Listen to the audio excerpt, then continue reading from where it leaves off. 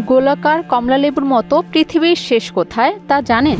এক এক জায়গায় পৃথিবীর শেষ সীমানা ভিন্ন, তবে ভূবিজ্ঞানীরা এক রাস্তা দেখিয়েছেন যা পৃথিবীর শেষ সীমানায় পৌঁছায়। E69 highway. এটি পৃথিবীর অন্যতম উত্তরের রাস্তা যা নরওয়ে ফিনমার্ক প্রদেশে অবস্থিত। এই রাস্তা পৃথিবীর সবচেয়ে নির্জন এবং অদ্ভুত প্রাকৃতিক পরিবেশের মধ্যে দিয়ে চলে, যা একে পৃথিবীর শেষ রাস্তা হিসেবে পরিচিত করেছে। E69 হাইওয়ে নরওয়ের হনিংস ভাগ থেকে শুরু হয়ে নর্ডড্যাপ পর্যন্ত বিস্তৃত, যা ইউরোপের মূল ভূখণ্ডের উত্তরতম বিন্দু। এর দৈর্ঘ্য প্রায় 129 কিলোমিটার এবং পুরো রাস্তা বরফাচ্ছন্ন তুষারবৃত্ত প্রাকৃতিক পরিবেশের মধ্য দিয়ে চলে। এই হাইওয়ে প্রকৃতিপ্রেমী এবং দুঃসাহসিক ভ্রমণকারীদের জন্য এক বিশেষ আকর্ষণ। নর্ডড্যাপ, যা পৃথিবীর উত্তরতম বিন্দু, একটি বিখ্যাত পর্যটন কেন্দ্র।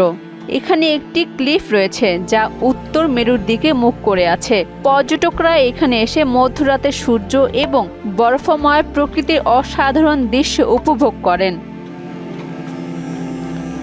E69 হাইওয়ে শুধু একটি রাস্তাই নয়, এটি উত্তর মেরুর কাছে মানুষের বসতির সাথে সংযোগ স্থাপনকারীর প্রধান পথ।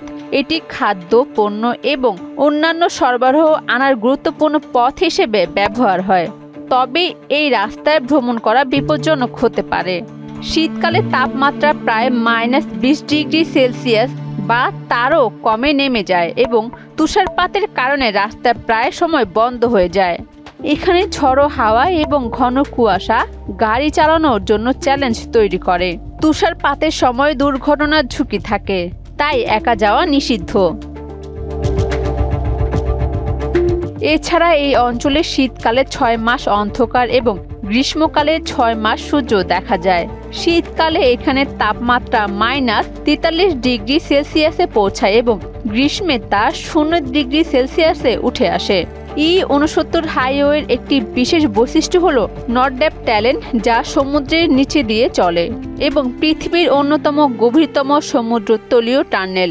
এই রাস্তায় পরিকল্পনা শুরু হয় 1930 সালে এবং 1934 সালে চূড়ান্ত সিদ্ধান্তও নেওয়া হয়।